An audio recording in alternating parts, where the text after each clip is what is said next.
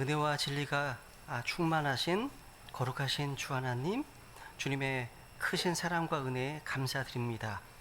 두세 사람이 내 이름으로 모인 그 한가운데 주님께서 임재하신다고 말씀해 주셨습니다. 저희들 주님의 임재 앞에 나왔습니다. 주님의 말씀에 집중하기 원합니다. 이 마지막 날들, 주님의 다시 오심이 임박한 이 마지막 때에 저희들이 영광스러운 주님을 깊이 생각하기 원합니다. 주님을 바라보기 원합니다. 이 세상의 여러 가지 소식들에 집중하지 아니하고 제일 먼저 주님께로 우리의 마음을 향하기 원합니다. 이 시간 저희들 하나님 말씀을 공부할 때 주님께서 약속하신 대로 진리의 영께서 저희들을 모든 진리 가운데 인도하여 주시고, 이 구속의 책 출애굽기를 통해서 우리 주 예수 그리스도를 더욱 깊이 아는 복된 시간으로 함께 붙들어 역사해 주시옵소서. 주님, 이 수요 집회에 함께하기 원하지만 여러 가지 환경과 사정에 막혀 함께하지 못한 시절이 많이 있습니다.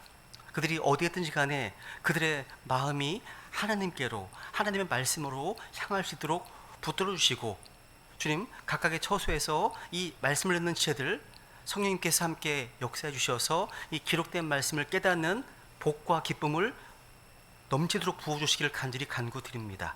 오직 이 시간을 통해서 하나님께서 홀로 영광 받으시고 주님의 말씀이 그 어떤 것보다도 드높여지는 복된 시간으로 함께 역사해 주실 믿고 의탁드립니다. 존귀하신 예수님의 이름으로 기도드렸습니다.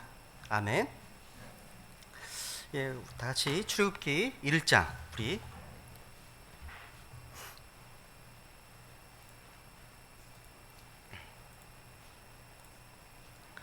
출애굽기 1장 오늘은 이제 1절로 7절까지만 보겠습니다. 출애굽기 1장 지난 시간에 이어서 출애굽기 아웃라인을 조금 더 할 거고요.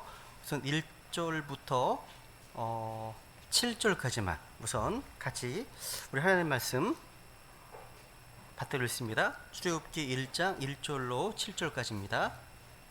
우리 하나님 말씀 읽겠습니다. 시작. 한편 이집트로 들어간 이스라엘의 아이들 이름은 이러하니라. 각 사람과 그의 집안 사람들이 야곱과 함께 갔더라. 루벤과 시므온과 레위와 유다와 이사갈과 스볼론과 베냐민과 단과 납달리와 갓과 아셀이라. 이미 요셉이 이집트에 있었으므로 야곱의 허리에서 나온 모든 혼이 70혼이더라. 요셉이 죽고 그의 모든 형제들과 그 온 세대가 죽었더라. 이스라엘의 자손들이 다산하고 풍성하게 불어나 번성하였으며 심히 강력하게 되어 그 땅이 그들로 가득 차게 되었더라. 창세기라는 책은 이제 기원이라는 뜻을 가진 제목의 책이고요. 출애굽기는 떠남이라는 제목을 가진 책입니다. 어떻게 보면 우리 크리스찬들은 시작과 떠남이 있는 사람들입니다. 우리 크리스찬들은 하나님의 창조와 부르심을 받았습니다. 그리고 떠남은 세상으로 예표된 이집트로부터의 탈출인데 그것이 바로 구속입니다. 영국의 성경 주석가 매튜 헬리는요, 이 출애굽기 서문에서 신약 성경과 구약 성경을 가장 잘 이해할 수 있는 책이 바로 이 엑소스, 출애굽기라고 고백했습니다. 저도 이제 매튜 헬리 이 말에 동감입니다. 제가 구원받은 후에 탁월한 성경 교사였던 이 아더 핑크의 요한복음 강해서를 비롯해서 여러 책들을 공부하면서 영적으로 도움 많이 받았었는데요. 그 중에 이제 핑크의 출애굽기 강해서를 읽으면서도 많은 도움과 풍성한 은혜를 받은 기억이 납니다. 물론 주님 말씀 가운데 귀하지 않은 책은 없지만 말이죠, 그죠? 하지만 많은 그런 도움과 양육을 받았고 은혜를 받았기 때문에 주님께 감사하지 않을 수 없습니다. 여러분, 모세 오경은요, 펜터축크라고 하죠. 이 모세 오경은 한 권의 책으로 서로 연결되어 있어요. 그래서 출애굽기 1장 1절에 보시면 제일 처음 시작되는 단어가 now입니다. now. 이제. 여기 이제 한편이라고 번역했죠. 한편. now. 하나님의 새로운 움직이심을 가리킨 단어입니다. 레위기 1장 1절에 보시면 and로 시작합니다. and. 또 민수기 1장 1절도 and로 시작합니다. 또 신명기 1장 3절에도 또 and로 시작합니다. 무슨 얘기예요? 이것이 따로 서로 접속사 and로 한 곳으로 연결되어 있다는 뜻이에요. 구약 성경의 첫 부분인 이제 모세 오경을 이제 토라라고 부릅니다. 토라. 모세 5권의 책이 율법과 관련되어 있기 때문입니다. 창세기는 율법을 받은 이스라엘 민족의 그 생성의 기원을 말하고 있습니다. 출애굽기에는 시내산에서 받은 율법을 기록한 책입니다. 레위기는 성막에서 회막에서 받은 율법을 기록한 책이고, 민수기에서는요 광야에서 받은 율법을, 신명기에서는 모압 평야에서 받은 세컨 로, 두 번째 율법을 받은 기록한 책입니다. 그래서 이제 신명기는 두 번째 율법이라는 책 뜻이죠. 두트로라미라는 뜻입니다. 그래서 창세기는요 하나님의 영광스러운 목적을 가지고 모든 걸 창조했지만 모든 것이 실패로 끝남을 보여주는 책입니다. 그래서 창세기 1장에 창조를 하시고 창세기 49장에 보시면 야곱이 자기의 12아들을 축복하시잖아요. 그런데 마음껏 축복을 받지 못합니다. 아이들이, 야곱의 아이들이요, 상황이 좀 암울하다는 겁니다. 그러니까 죄와 타락의 영향이 곳곳에 퍼져 있기 때문입니다. 그래서 창세기 50장 마지막 절에 보시면 한번 보세요. 26절, 창세기 앞에 50장 26절.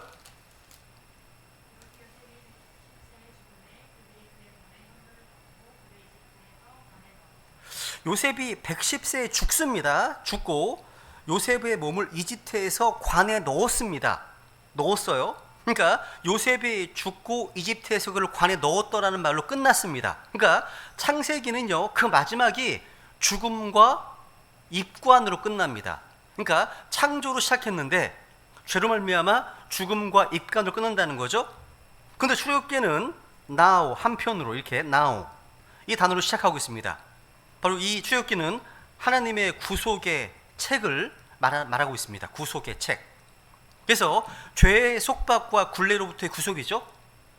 여러분, 빈곤의 악순환을 벗어나려면 외부의 자본이 투입된 것과 투입이 필요하지 않습니까? 마찬가지예요. 죄의 속박에서 벗어나는 데는 우리 주 예수 그리스도의 보배로운 피가 안에 투입되어야 됩니다. 그죠?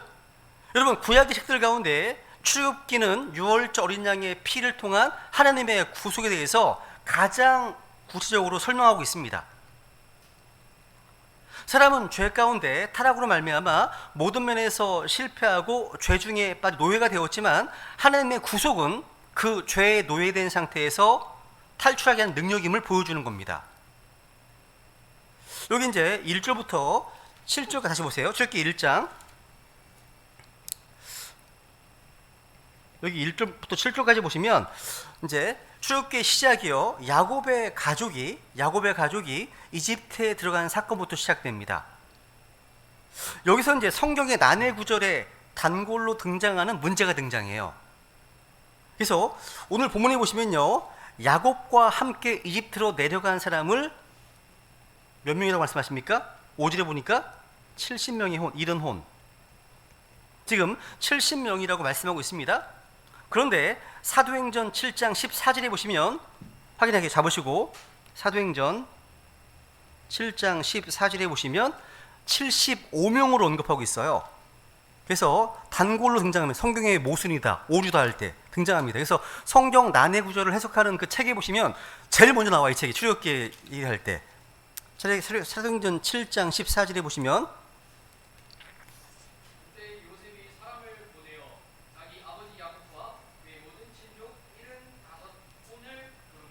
일흔다섯 혼을 불렀다고 되어 있죠.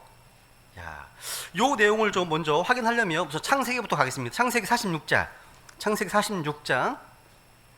창세기 46장 26절 27절을 보세요. 먼저 창세기 46장 26절 27절입니다.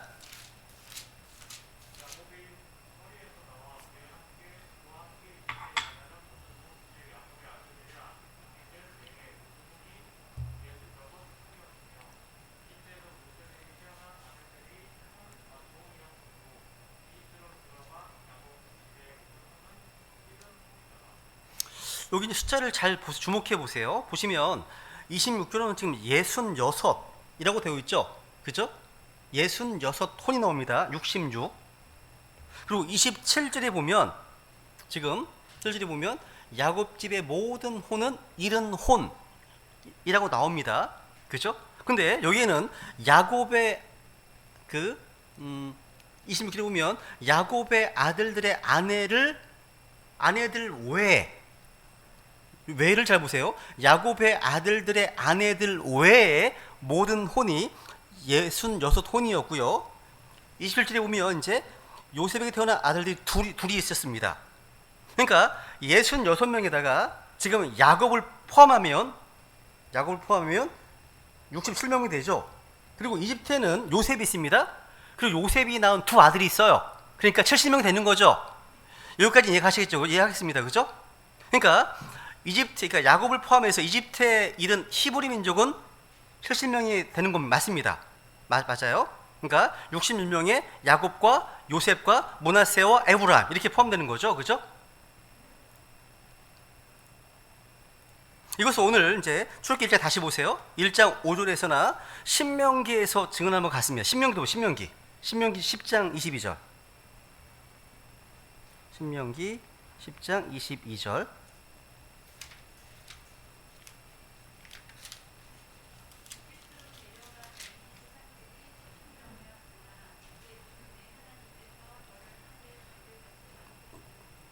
여기도 지금 70명이라고 언급하고 있죠.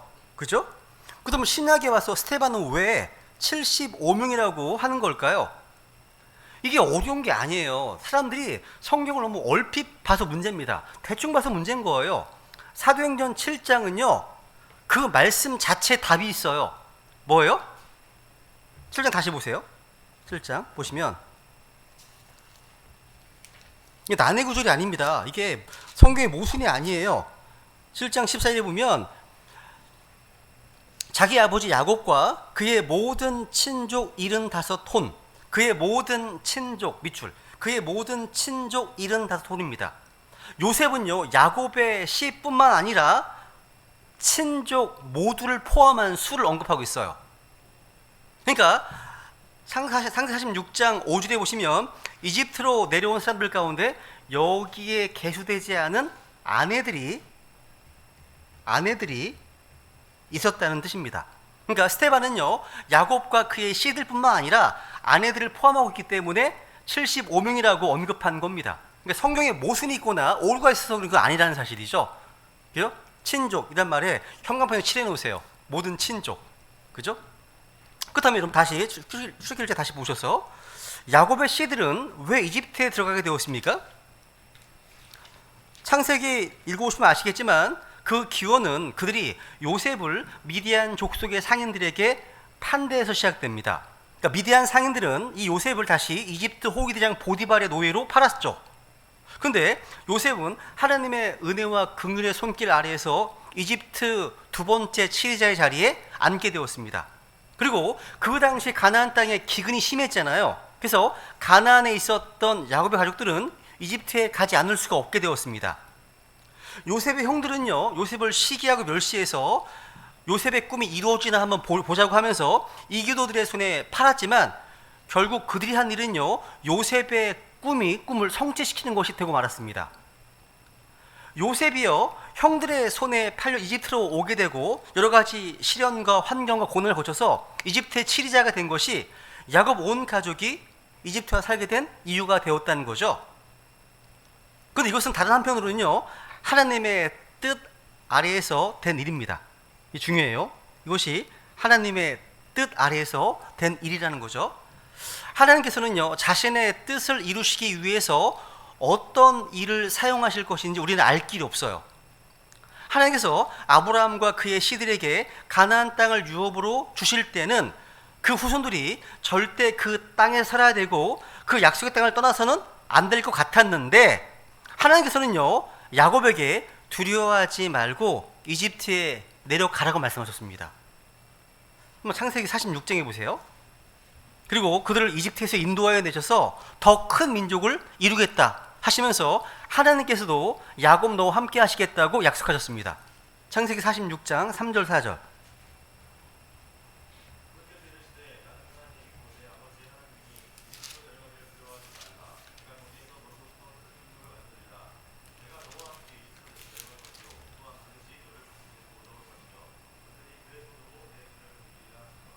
야, 지금 주님께서는요, 야곱에게 이스라엘을 향한 뜻과 계획을 알려주셨습니다. 주님께서는요, 가나안이 아닌 이집트에서 히브리 민족을 크게 만들겠다고 하신 겁니다. 그러니까 하나님의 계획 가운데는 야곱의 가족들로 하여금 이집트 땅에서 많은 번식을 이루게 하시는 뜻이 있었다는 사실이죠. 근데 여러분, 하나님께서요, 아브라함으로 하여금 큰 민족을 이루게 하겠다고 약속하셨지만 야곱이 이집트로 내려가기 전까지 약 200년 동안에 그들의 인구수는 겨우 70명에 불과했습니다. 근데 그들이 이집트로 내려갔다가 다시 출애굽하여 광야에 나왔을 때는 약 400년 만에 그들의 인구수가 20살이 넘는 남자만 60만 명이 넘었어요. 전체적으로는요 200만 넘었을 겁니다. 여러분, 과연 그 누가 하나님께서 아브라함에게 주신 약속의 성취가 약속의 땅이 아닌 이집트에서 이루어질 것이라고 생각했기나 했겠습니까? 근데 결국 요셉과 그 세 사람들은 다 죽었고요. 요셉이 죽은 후에 이스라엘은 매우 번성하게 되었어요. 여기 7절에 보시면요, 7절 출애굽기 1장 7절에 보시면 이스라엘 백성의 숫자가 아주 많아진 것을 강조해서 이렇게 표현하고 있습니다. 7절.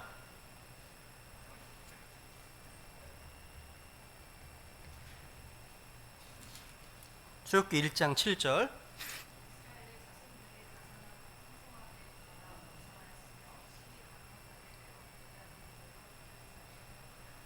야, 여기 표현을 잘 보세요. 다산했다, 풍성하게 불어났다, 또 번성했다, 힘이 강력하게 되었다, 그 땅이 가득 차게 되었다. 표현을 잘 보세요.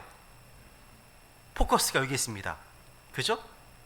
야, 하나님께서는요 아브라함에 약속하신 대로 또 야곱에게 약속하신 대로 행하고 계십니다. 하나님은요 자신이 하신 약속의 말씀에 신실하십니다. 주님은 설령 이스라엘 백성들이 믿지 아니한다 할지라도 아브라함과 이삭과 야곱에게 하신 약속들을 행하시며 지키십니다. 그러니까 70명에서 시작했던 이스라엘 백성들의 그 인구가 너무나 다산하고 번성하게 되어 불어났다는 거죠. 얼마나 불어났던지 고센 땅을 중심으로 이스라엘 촌이 건설된 것뿐만 아니라 이곳이 이집트 땅인지 이스라엘 땅인지 구분이 되지 않을 만큼 그렇게 인구가 많았습니다. 이건 말씀의 성취입니다. 약속의 성취입니다. 그러니까 70명의 이스라엘 사람들이 이집트로 온 지 약 100년이 지나 이렇게 놀랍도록 불어넣었다는 것은요 역사상 유례가 없을 것입니다. 그것은 아마도 제가 보기에는 신명기 7장이 하나님이 약속하신 것처럼요 하나님의 복이에요. 뭐냐면 여인들 가운데 이스라엘 여인들 가운데 불임 여성이 한 명도 없을 거라는 사실이에요. 이 가능하려면 신명기 7장 보실래요? 7장 14절? 신명기 7장 14절입니다. 하나님의 복이에요. 신명기 7장 14절.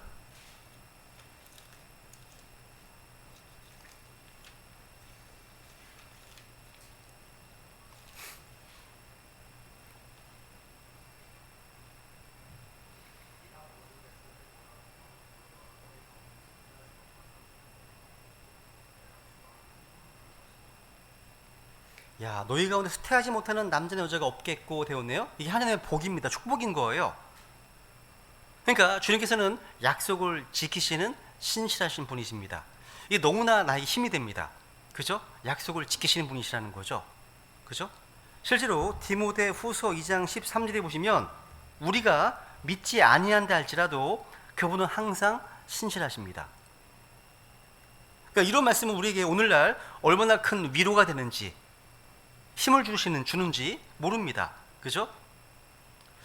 지금 은혜의 시를 살고 있는 저와 여러분은요 믿음의 조상 아브라함과 이삭과 야곱에게 주신 약속보다 훨씬 더 크고 보배로운 약속들을 받았어요.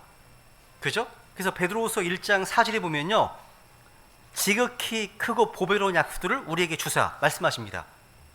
베드로후서 1장 4절에. 그죠? 여러분, 하나님은 거짓말 하실 수 없는 분이십니다. 그렇기 때문에 우리가 주님의 약속의 말씀을 붙들어야 됩니다. 그리고 그 말씀 위에서 안 지켜야 되는 겁니다. 주께서 항상 신실하시거든요. 신실하시거든요. 여기 출애굽기 1장에 보시면요, 하나님께서는요 이스라엘 백성들을 구원하시기에 앞서서 그들을 400년간 종살이를 하도록 허락하셨습니다. 한마디로 죄의 고달픈 노예의 삶, 그러니까 고달픈 삶을 살도록 하셨다는 거죠. 자, 속박,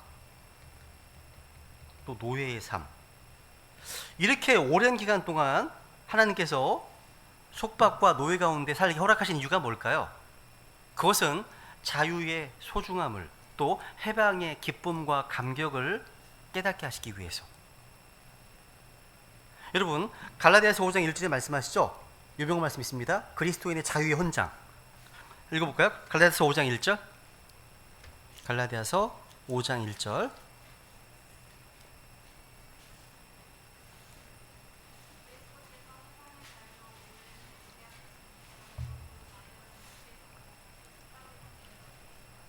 아멘. 여러분, 이집트에서의 속박과 종살이를 통해서 진정한 구원의 기쁨과 해방의 감격을 맛볼 수 있는 거예요. 또한 이집트의 노예 생활에서 구속해 주신 하나님께 대한 감사와 찬양이 솟아나게 됐겠죠. 그렇죠? 그렇다면 이제 한번 정리해 볼게요. 이스라엘 백성들이 이집트에서 그렇게 긴 세월을 보내게 된 이유는 무엇이었을까요? 사람들은 이야기합니다. 아브라함의 아들들이 뭐 때문에 4대에 걸쳐 400년의 노예 생활을 하게 되었을까? 하나님이 왜 그런 환경을 허락하셨는가? 이런 질문을 합니다. 여기 지금 몇 가지 이유가 있습니다. 먼저 앞에서 말씀드렸지만 국가를 이룰 만한 민족을 만들기 위해서입니다. 이게 먼저 중요한 겁니다. 국가를 이루기 위해서예요. 국가를 위해서. 우선 창세기 15장을 보세요. 창세기 15장 13절 또 16절까지 읽어보세요. 국가를 이루기 위해서요. 창세기 15장 13절 또 16절까지입니다.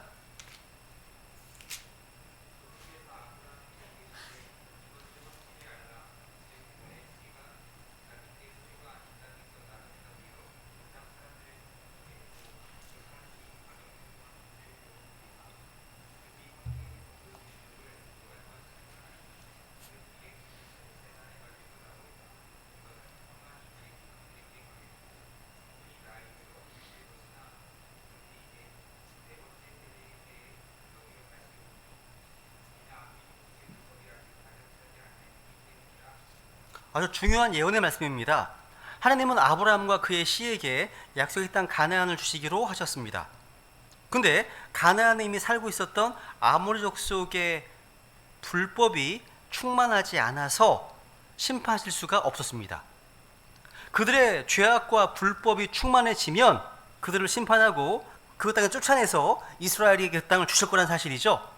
그러니까 아모리 족속의 불법이 가득 찰 때까지 남은 시간이 그러니까 네 번째 세대, 네 세대에 걸친 400년이었다는 거죠. 이 원리는요, 신약 시대에도 마찬가지예요. 우리 일곱 신비에서 공부하신 것처럼요, 유대인들이 다시 약속의 땅 가나안 땅을 온전히 다 차지하려면 이방인들의 죄악이 가득 차야 됩니다. 그죠? 로마서 11장 25절. 로마서 11장 25절.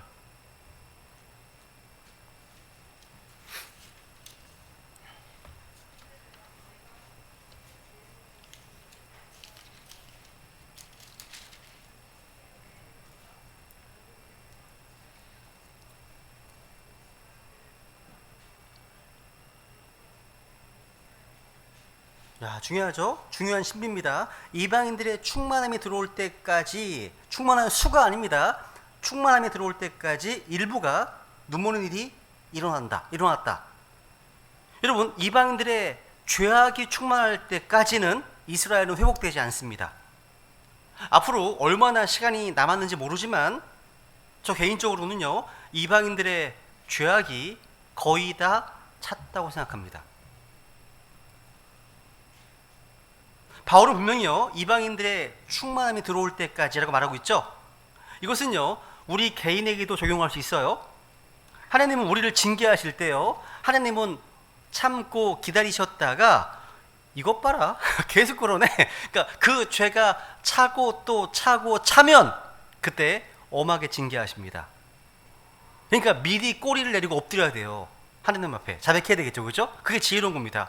우리 크리스천들이 성령이 충만하고 은혜가 충만하고 말씀이 충만하고 지혜가 충만해야 되는데, 그럴 성도가 죄악으로 충만하다면, 시기와 다툼으로 충만하다면 두려워해야 됩니다. 하나님의 징계가 임할 수 있으니까 두려워야 되는 겁니다.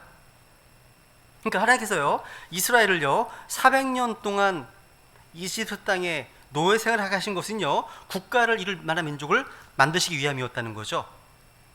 아브라함 한 명을 부르셔서 이삭, 야곱을 거쳐서 12아들이 낳습니다. 하지만 얼마 지나지 않아서 이들의 수는 전쟁할 수 있는 남자만 60만 3,550명, 성경에 언급되어 있습니다. 그렇게 불어났다는 거예요. 야, 근데 이들에게 이런 고난과 박해가 주어지지 않았다면 아마도 이집트 사람들과 동화되어서 이스라엘이라는 민족이 지상에 존재할 수 없었을 겁니다. 아마도요. 하나님께서는요, 다른 백성들과 전적으로 구별되는 거룩한 백성들을 원하시거든요.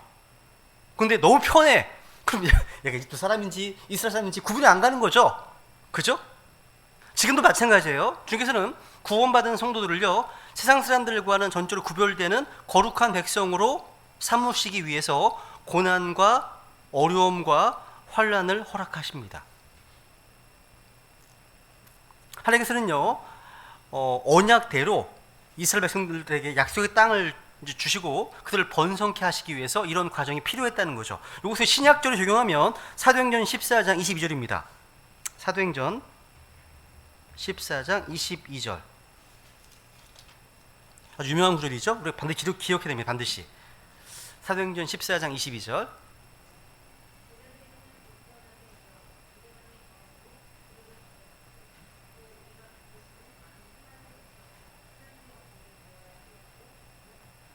아멘. 보세요. 우리가 반드시 많은 환난을 거쳐 하나님의 왕국에 들어가야 하리라.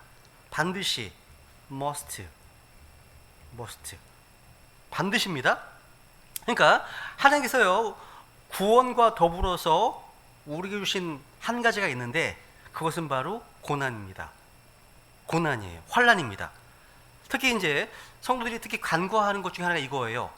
빌립보서 1장에 보시면 한번 보실래요? 빌립보서 1장 29절도 보세요. 빌립보서 1장 29절. 빌립보서 1장 29절.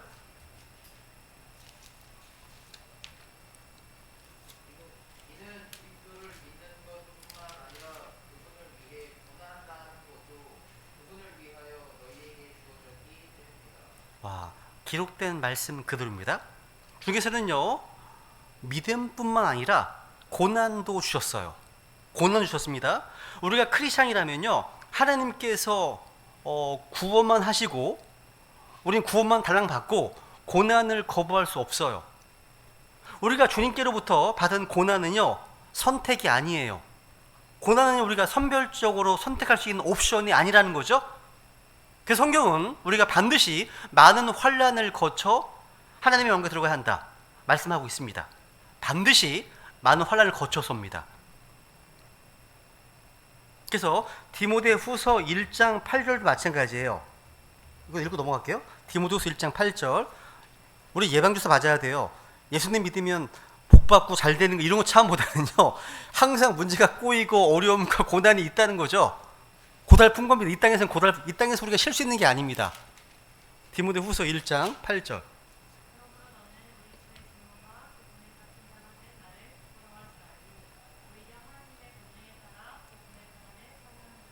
아멘. 하나님의 권능에 따라 복음의 고난에 참여하는 자가 되라. 분명히 말씀하고 있죠. 고난은 옵션이 아닙니다. 필수입니다. 광의학교를 지금 다니고 있는 우리 크리스찬들에게 주어진 필수 과목이에요. 고난은요. 그죠? 두 번째로 이스라엘 백성들이 이집트에서 그렇게 긴 세월을 보내게 된 이유가 무엇일까요? 하나님의 목적은요, 그들로 하여금 조상들이 약속하신 가나안 땅을 상속 유업으로 얻게 하는 것이었습니다. 그런데 그들은 400년 동안 아주 긴 시간 동안 이집트에서 수많은 시련을 겪었어요. 그것은 상상되지 않아요? 이집트에서 속박, 노예생활, 또 고난, 학대, 엄청 많은 일이 있었죠. 그죠? 이것은 하나님 백성들로 하여금 젖과 꿀이 흐르는 약속의 땅을 향한 갈망을 강하게 갖게 하기 위함이었어요. 그 땅이 그리운 거예요. 그 땅이 그리운 거야. 하나님 약속하신 땅 그리운 겁니다.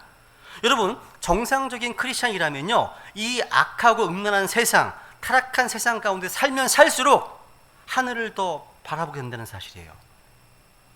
하늘도 소망하게 돼요. 하나님께서요, 우리 크리스찬들에게 육신을 완전히 제거하지 않은 것도 같은 원리예요. 사도 바울은요, 육체 안에서 짐진 것처럼 신음했어요. 그러면서 하늘로부터 옷 입기를 간절히 사모했어요. 고린도후서 5장을 보세요. 고린도후서 5장 3절 4절. 고린도후서 5장 3절 4절.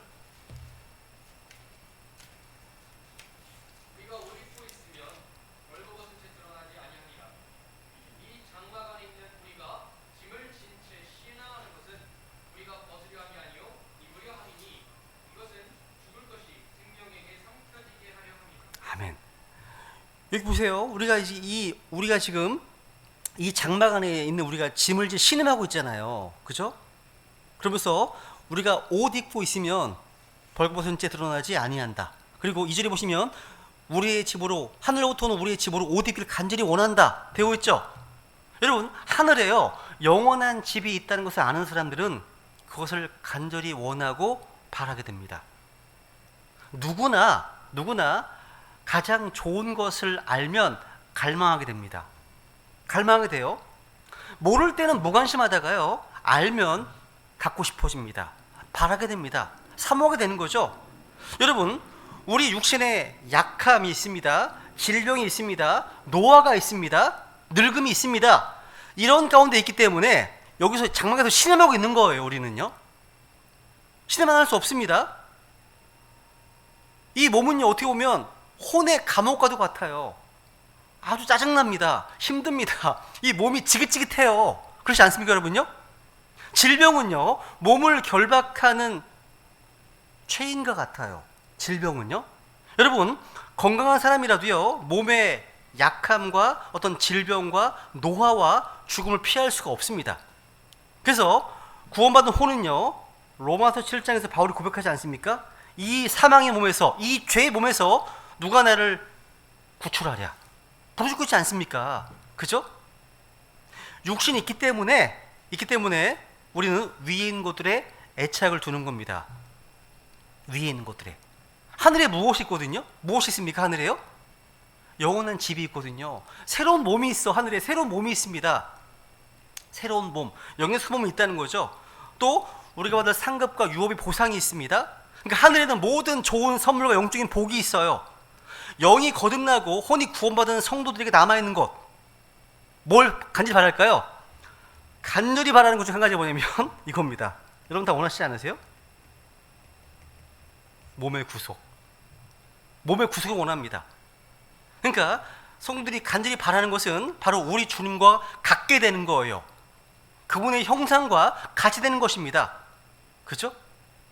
빌립보서 1장을 보세요.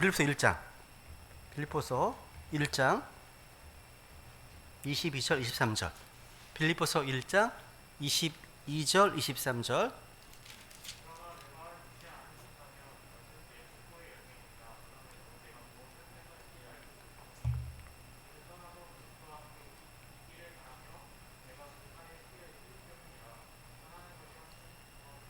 와, 떠나는 것이 훨씬 더 좋다. far better. 그렇죠? 훨씬 더 좋답니다. 야, 떠나는 것이 훨씬 더 좋습니다. 이것은 고린도후서 5장에서 하늘로부터 옷 입기를 간절히 원하는 것과 같은 맥락이에요. 같은 맥락입니다. 마찬가지로요, 이집트에서의 오랜 이런 노동과 어떤 노예 생활과 종사, 이런 시간은요, 이스라엘 백성들로 하여금 그들의 상속 유업이 있는 가나안 땅을 바라보게 하고 더 그것을 사모하는 그런 시기였다는 겁니다. 근데 어떤 사람들이 이렇게 물어요. 그럼 단지 이런 목적 때문에 죄도 없는 사람들을 이집트의 노예로 고생하게 만들었다고요? 그렇지는 않습니다. 야곱의 아들들은요, 아버지 야곱이나 이삭이나 아브라함과 같은 믿음이 전혀 없었습니다. 장자 르우벤은요, 아버지의 침상을 더럽혔습니다. 유다는 며느리에게 씨를 주지 않으려고 했고, 또 자기 또한 다말을 창녀인 줄 알고 취했어요. 그들은 형제 요셉이요, 아버지 사랑을 많이 받았다는 이유로 시기하고 죽이려고 하다가 노예로 팔아버렸습니다. 그리고 아버지에게는 짐승에게 물려 죽었다고 거짓말했습니다. 그러니까 그들은 모두 살인자이고요, 간음자이고요, 거짓말쟁이였습니다. 그러니까 마땅히 심판받아야 했다는 거죠. 한마디로 그들이 뿌린 씨는요, 그대로 거둬들여야 되는 겁니다. 뿌린 대로 거둬들이는 겁니다. 이것이 바로 이집트의 노예생활 속박입니다. 이것이요. 형제들은 요셉을요, 이방인에게 팔아버렸지만 요셉으로 인해서 구원받았습니다. 이스라엘 사람들은요, 예수 그리스도를 이방인에서 넘겨 죽여버렸지만 예수 그리스도로 인해서 구원받습니다. 그러나 그들이 행한 죄는요, 그냥 넘어가지 않습니다. 이스라엘 백성들이요, 로마의 손에 예수님을 넘겨줌으로써 하나님께서는요, 로마 사람들의 손을 빌어서 이스라엘을 심판하셨거든요. 마찬가지예요. 예수님을 예표하는 요셉을 이집트에 팔아버린 그들은요, 이집트에서 노예생활을 하면서 심판받았습니다. 그러니까 무서운 거예요. 하나님은 정말 놀랍게 정확하게 계산하십니다. 뿌린 대로 거둬들이는 거예요. 누군가 여러분에게 상처를 크게 주었다면 하나님도 그걸 아십니다. 어딘가에서 똑같은 환경에 처할 겁니다. 이게 인과응보예요. 이게 인과응보예요. 갈라디아서 6장 7절에 보세요. 그래서 여러분 잘해야 됩니다. 하나님께도 잘해야 되지만 다른 친구도 잘해야 됩니다. 왜? 그들을 봤기 때문에 내가. 갈라디아서 6장 7절.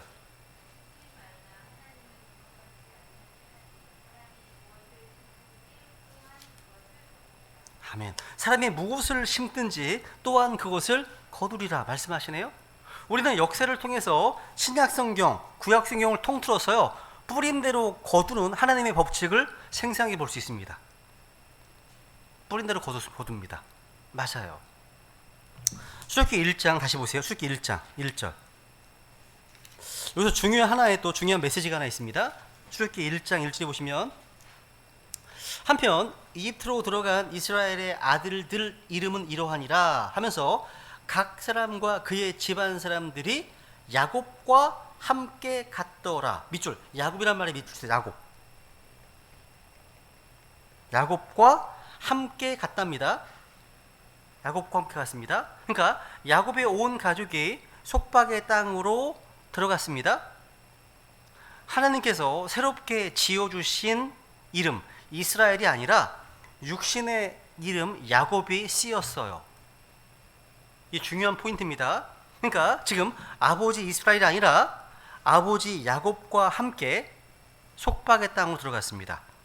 그러니까 속박의 땅 이집트에 들어가는 상황에 쓰인 이름이 바로 야곱이었다는 거죠.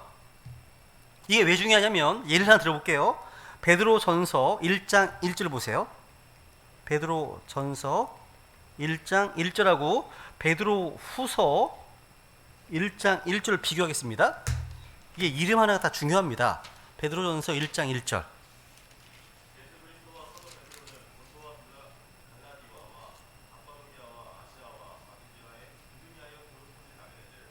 여기 보면 예수 그리스도의 사도 베드로, 밑줄, 사도 베드로라는 표현,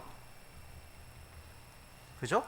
근데 이제 베드로 후서 1장 1절 가보세요. 베드로 후서 1장 1절.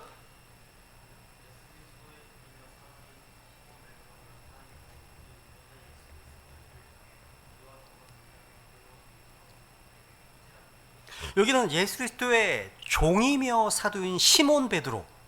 중요합니다. 이게 중요합니다. 여러분, 베드로 전서와 베드로 후서의 분위기가요 너무 달라요.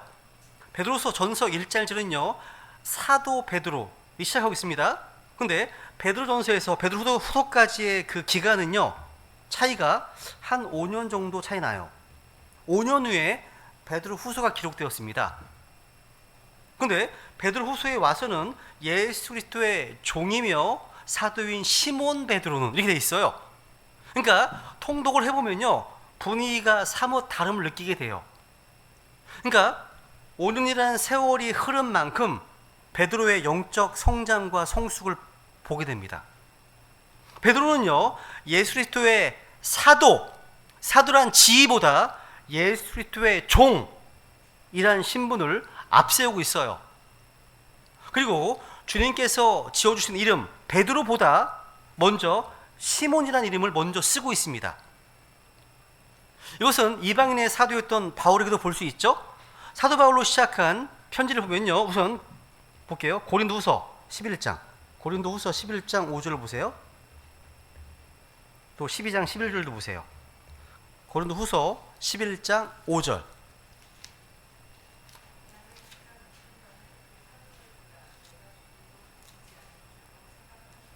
야, 느껴보세요. 이런 분위기를 느껴보세요. 12장 11절도 보세요. 12장 11절.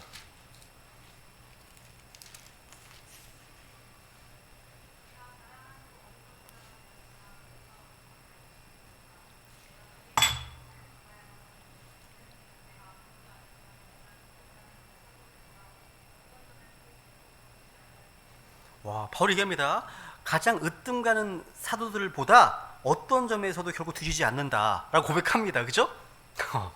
근데 후에 감옥에서 쓴 편지에 가보면 에베소서 3장 8절 기억하시죠? 그죠? 감옥에서 바울이 얘기합니다. 모든 성도들 중에서 가장 작은 자보다 더 작은 나에게 라고 고백합니다. 그러니까 지금 이제 사도들이 아니라 모든 성도들 중에서 자신을 가장 작은 자로 낮추었습니다. 우리 구원받은 성도들은요, 누구나 영적으로 성장하면 성장할수록 자신을 겸손히 낮추게 돼요. 이게요. 그러다가 이제 바울이 순교하기 직전에 쓴 디모데 전서 1장 15절에 보면요, 바울이 죄인들 중에 내가 우두머리니라 라고 고백합니다. 자신을 세상의 모든 사람들보다 가장 낮추었음을 보게 되는 거예요. 여러분, 시몬은요, 본래 이제 베드로의 본래 이름이었습니다. 원래 베드로는 주님께서 친히 주신 이름입니다. 이름.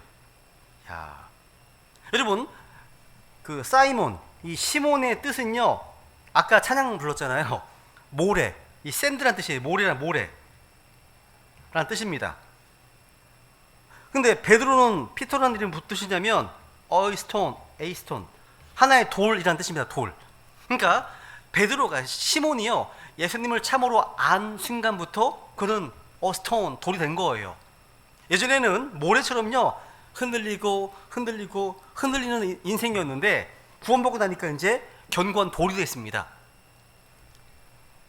반석은 아닙니다. 반석은 예수님 반석이시죠, 그죠? 베드로는 스톤입니다. 돌이에요, 돌. 이렇게 이름 하나하나 의미가 있어요.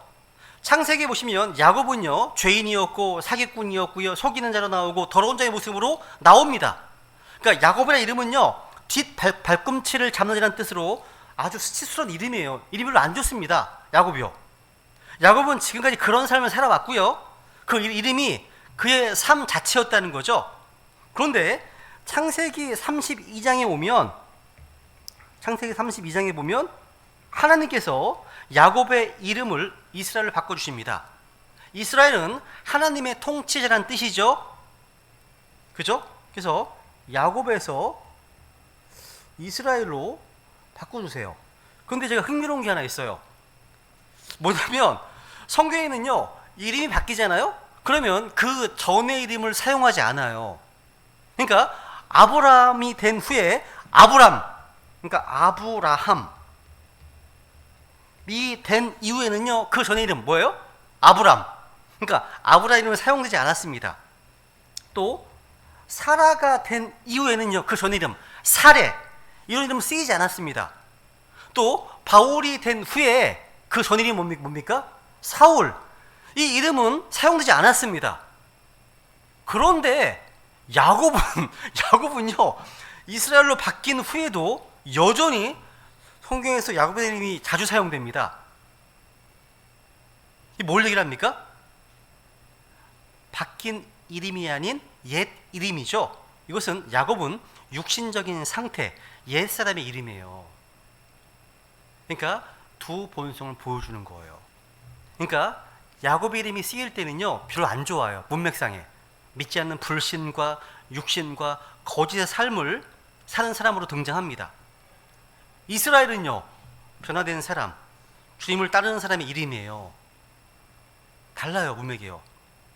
이스라엘은요, 출애굽한 이후에 예전의 상태로 자주 돌아가 버리죠. 그래서 속박의 집 이집트로 들어가는 상황에서 하나님께서 주시는 이스라엘이라는 이름이 아닌 야곱이라는 이름이 기록된 것도 같은 맥락이라는 얘기예요. 그죠? 그래서 오늘 여기까지만 할게요. 출애굽기가 상당히 좀 재미있는 책입니다. 뒤에 이제 8장 이후부터 하게 되면 또 더 흥미롭습니다.